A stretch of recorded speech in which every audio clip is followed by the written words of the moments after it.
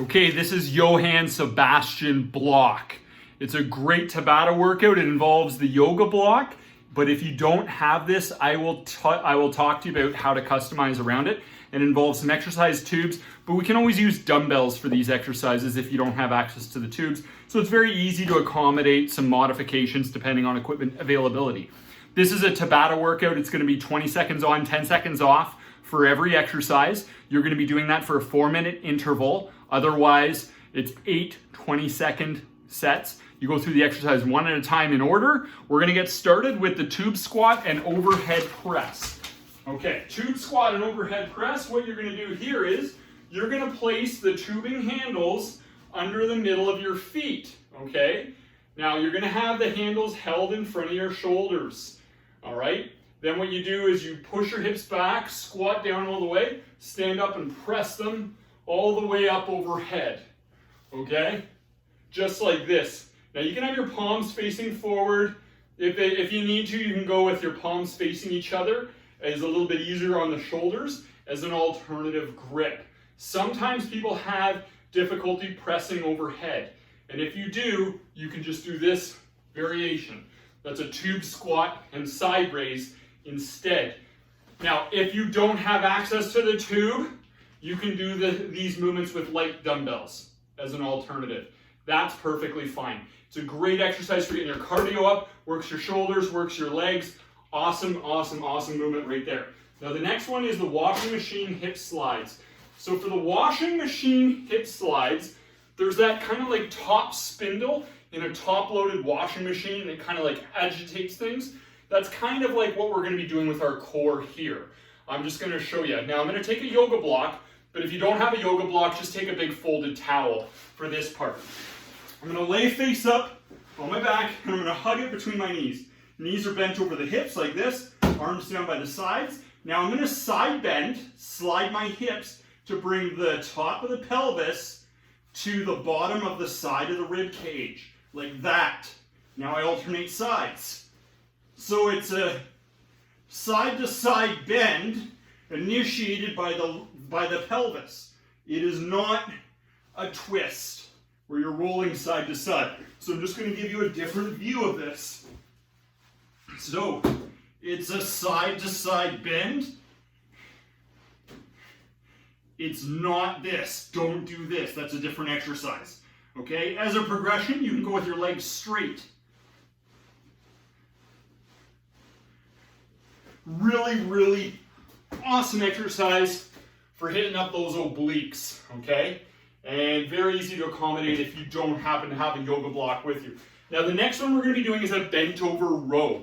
You're going to have your knees bent, you're leaning forward 45 degrees, you're going to be holding tubing handles out in front, your palms facing each other, and you're pulling them up to your sides.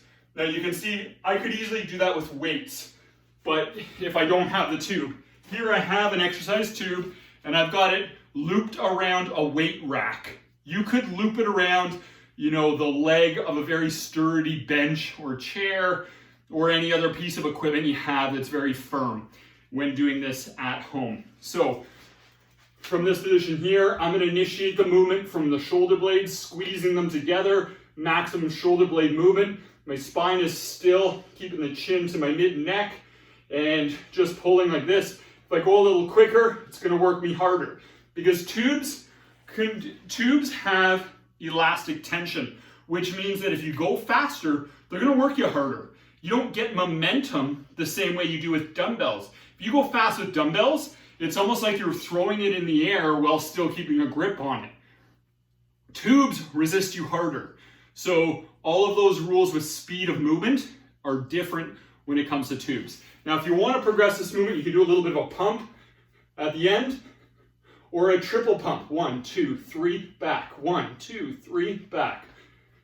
Doing a pump or a triple pump, it's going to emphasize that portion in the movement where you're at the maximally retracted position, squeezing those shoulder blades together. It's a great exercise for your posture, your postural endurance, and also the upper back. It helps to curve you out of kyphosis or forward slumped posture. And once again, it's very easy to accommodate that one with the weights. Now we're going to be going on to a push-up. For this push-up, I'm going to be using the yoga block, okay? And one of my hands is elevated on the yoga block and one of my hands is on the ground. Otherwise, it's a traditional push-up. So just from the front, I'm just going to give you the view. I've got one hand on the yoga block, one hand on the ground, and I'm doing knee push-ups. Okay, and that's throwing me slightly offset. It brings in more core and it works the shoulders and chest in a slightly different way than a traditional push-up. I'm just going to give you a different view here. So I've got my ankles crossed, keeping the rest of my body very straight. Don't tense your hips up like this when you do the push-ups. Keep your body perfectly straight. An obvious progression is to do them from your feet, like this, okay? But that's a very hard progression. And then you switch sides each set. So set 2, I've got the block under the left arm. Set 3, the block is back under the right arm. If you don't have the yoga block, this is very easy to accommodate. You can just put your hand on a big, huge book, okay? Or you can hold on to a big, huge dumbbell. Or you can put your hand on a stack of weight plates, a couple of weight plates stacked. Just something to give it a little bit of an elevation on one side. Be creative. You don't have to be too picky on this one here. The height doesn't have to be exact yoga block height, but if you have this, it's a great tool to use for that drill. Now the next exercise we're going to do is a forward step lunge, okay? Now for a forward step lunge, if you don't have the tubes, you hold the weights down by your sides. You take a big step 2 to 3 feet forward, push back up to the start, and repeat alternating sides, okay? That's what you do if you don't have the tubes. Now we're going to have the tubes attached low. I'm going to use the tubes that were at the exact same setting as the bent over row, okay? So they're attached low. And because they're attached low, they're going to be pulling me forward. So I walk back until I'm under tension, big huge step forward, and alternating legs and repeating. It's going to try to fold you forward. You're resisting that, okay? So you're gonna be using a lot more of the glutes and hamstrings than a traditional lunge. That's why we have this one set up, okay? So holding on to those tubes, it pulls you forward. You gotta use the muscles in the back side of the body to a greater degree than a traditional lunge. So you'll feel more glutes and hamstrings. That helps to keep your posture more upright. Now the next one we're gonna be doing is a block pendulum swim. Now, I'm gonna show you what we're doing here, just so you grasp the concept. Imagine I'm laying face down on the floor. I'm laying face down on the floor, my arms are held up off the ground, and I'm holding the yoga block. I take one hand back, I tap the side of my thigh, I arc it back around, it hangs onto the yoga block while the other arm arcs around. So I'm doing that. That's the motion. Now I'm going to do it laying face down. Okay, you can rest your forehead on the ground for this, and you got to keep your arms and the yoga block off the ground the whole time. So it's going to look like this.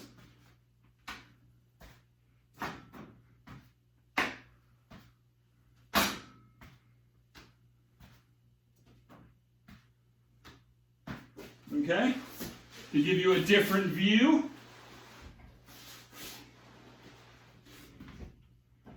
Oh, can't go there. Machine's in the way. You get the idea, okay? Now, if you don't have the yoga block, you can use a bottle of water, a soup can, something kind of light, because this is very hard. You could work your way up to a 2 to 3 pound dumbbell over time, okay? Now, the next one we're going to be doing is reverse arm curls, all right? Now, typically people do bicep curls with the palms up. Now we're going to be doing them with the palms down. That's going to work a little bit more of the forearms than traditional curls would. All right, so I'm standing on the tube. It's under the middle of my feet. My palms are facing behind me. And I'm curling up and down quickly like this. All right, and I'm going to get a burn right through here.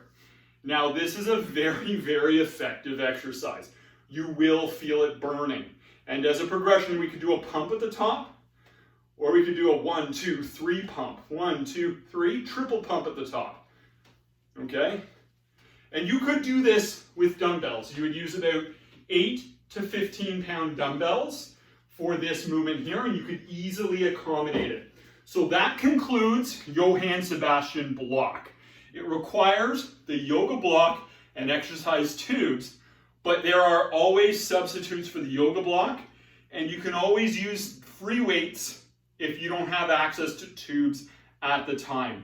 In that way, it's a very versatile workout, and it's a super functional workout. You got a squat, you got a pull movement, you got a push movement, you got a lunge, you got some core, you got some upper back posture. You got a little bit of everything in this one. It's an all-around amazing workout. I'm confident you're gonna love it.